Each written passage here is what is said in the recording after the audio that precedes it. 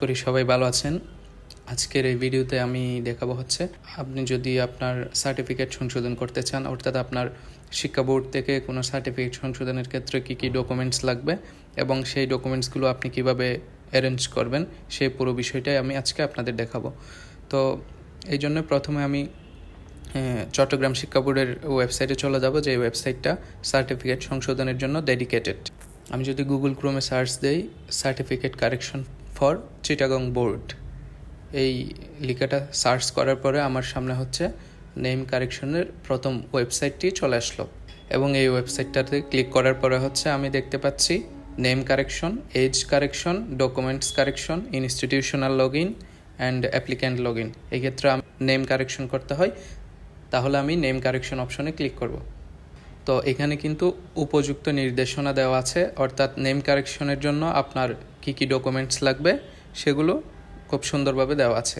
তো প্রথমেই আপনার লাগবে হচ্ছে প্রথম শ্রেণীর ম্যাজিস্ট্রেট কর্তৃক সত্যায়িত এফিডেভিট, অর্থাৎ আপনাকে জুডিশিয়াল ম্যাজিস্ট্রেট থেকে আপনার ভুল নাম যেটা ছিল সেটা এবং সঠিক নামের এগেনস্টে সঠিক ডকুমেন্টস সহ সত্যায়িত করতে হবে। আপনার নাম পরিবর্তনের ক্ষেত্রে যদি শুধুমাত্র আক্ষরিক ভুল থাকে, যেমন শুধু একটা মাত্র অক্ষরই ভুল আছে, সেক্ষেত্রে আপনাকে অ্যাফিডেভিট করাতে হবে না। আর আপনার নামের সংশোধনের ক্ষেত্রে যদি পুরো উচ্চারণগত পরিবর্তন হয়ে যায়, তখন আপনাকে অবশ্যই অ্যাফিডেভিট করাতে হবে এবং এই অ্যাফিডেভিট আপনি জুডিশিয়াল ম্যাজিস্ট্রেটের অফিস থেকে করাতে পারবেন।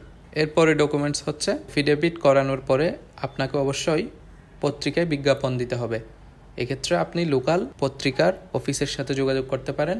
500 কিংবা 1000 টাকা খরচ করে ইজিলি তার বিজ্ঞাপন স্লট বুক করতে পারবেন এবং আপনার উপযুক্ত এফিডেভিটটি বিজ্ঞাপনের মাধ্যমে প্রচার করতে পারবেন। এরপরে হচ্ছে উক্ত প্রচারকৃত বিজ্ঞাপনের একটা অংশ কাটিং করে আপনাকে নিতে হবে, কারণ হচ্ছে এই অংশটাই আপনাকে এই ওয়েবসাইটে আবেদন করার সময় আপলোড করতে হবে। এরপরে আপনি যতটা সার্টিফিকেট কারেকশনের জন্য আবেদন করবেন, প্রত্যেকটা সার্টিফিকেটের প্রবেশপত্র, একাডেমিক ট্রান্সক্রিপ্ট লাগবে এবং সার্টিফিকেট লাগবে, যেগুলো আপনাকে স্ক্যান করে আপলোড করতে হবে। এরপরে হচ্ছে নাম সংশোধনের জন্য আপনাকে যৌক্তিক কাগজপত্র যা আছে সেগুলো এখানে উপস্থাপন করতে হবে। এক্ষেত্রে আপনি যদি পিতামাতার নাম সংশোধন করতে চান, সেক্ষেত্রে হচ্ছে আপনি পিতামাতার এনআইডি কার্ড ইউজ করতে পারেন। এরপরে হচ্ছে বিয়ের কাবিন নামা ইউজ করতে পারেন সাপোর্টিং ডকুমেন্টস হিসাবে, কিংবা পাসপোর্ট ইউজ করতে পারেন। এই ডকুমেন্টসগুলো আপনাকে দিতে হবে এবং অনেকটা হচ্ছে পিতামাতার নাম যদি শুদ্ধ না থাকে, তাহলে ভাই বোনের সনদে যদি পিতামাতার নাম শুদ্ধ থাকে, তাহলে আপনার ভাই বোনের সনদ আপলোড করতে হতে পারে। এবং যদি কোনোটাই না থাকে, তাহলে আপনার ইউপি চেয়ারম্যান কিংবা ওয়ার্ড কমিশনার কাছ থেকে হচ্ছে ওয়ারিশ সনদ নিতে হবে এবং সেই ওয়ারিশ সনদে আপনাকে সঠিক নামটি দিতে হবে। এরপরের ডকুমেন্টসটি হচ্ছে যদি শুধুমাত্র শিক্ষার্থীর নাম সংশোধন করতে হয়, তার ক্ষেত্রে হচ্ছে শিক্ষার্থীর জন্ম নিবন্ধন এবং পিতামাতার নাম সংশোধনের ক্ষেত্রে অবশ্যই পিতামাতার এনআইডি কার্ড আপনাকে দেখাতে হবে। এক্ষেত্রে যদি নামের ব্যাপক পরিবর্তন হয়, অর্থাৎ উচ্চারণগত পরিবর্তন হয়ে যায়, আপনাকে সেই এনআইডি কার্ডটি অবশ্যই ভেরিফাই করে স্ক্যান করতে হবে। তো ভেরিফাই করার জন্য হচ্ছে আপনাকে উপজেলা নির্বাচন কমিশনের অফিসে যেতে হবে, অথবা আপনি মাইগভ অ্যাপসের মাধ্যমেও করতে পারেন ভেরিফিকেশন।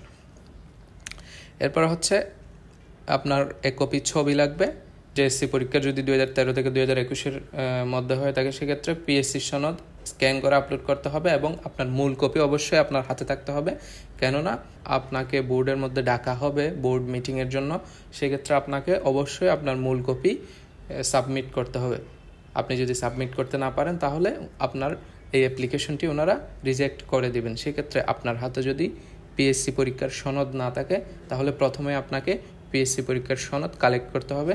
সেটা কালেক্ট করবেন আপনি উপজেলা শিক্ষা অফিসারের কার্যালয় থেকে। এবং যদি আপনার পিএসসি সনদের ক্ষেত্রে কোনো ভুল থাকে, প্রথমেই আপনাকে পিএসসি সনদ কারেকশন করতে হবে, এরপরে বাকি ডকুমেন্টসগুলো আপনি অ্যারেঞ্জ করবেন। এরপরে লাগবে হচ্ছে আপনার একটা অ্যাক্টিভ ফোন নাম্বার, অবশ্যই ফোন নাম্বারটা আপনার নিজের ফোন নাম্বারই দিবেন।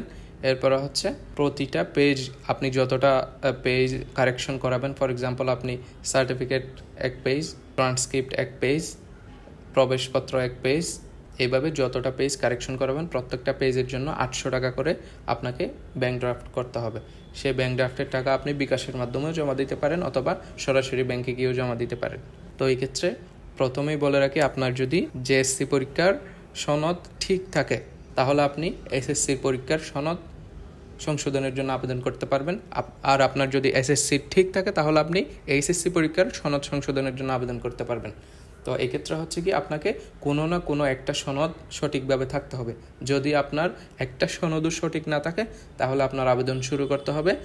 প্রথমেই পিএসসি পরীক্ষার সনদ সংশোধনের আবেদন করবেন এবং সংশোধিত পিএসসি পরীক্ষার সনদ উত্তোলন করবেন উপজেলা শিক্ষা অফিসারের অফিস থেকে, এবং সেই সনদ কালেক্ট করার পরে হচ্ছে আপনি অনলাইনে আসবেন এবং এসে হচ্ছে পিএসসি সনদের এগেনস্টে বাকি জেএসসি, এসএসসি এবং এইচএসসি সনদ সংশোধনের জন্য আবেদন করবেন। আশা করি আপনারা বুঝতে পেরেছেন।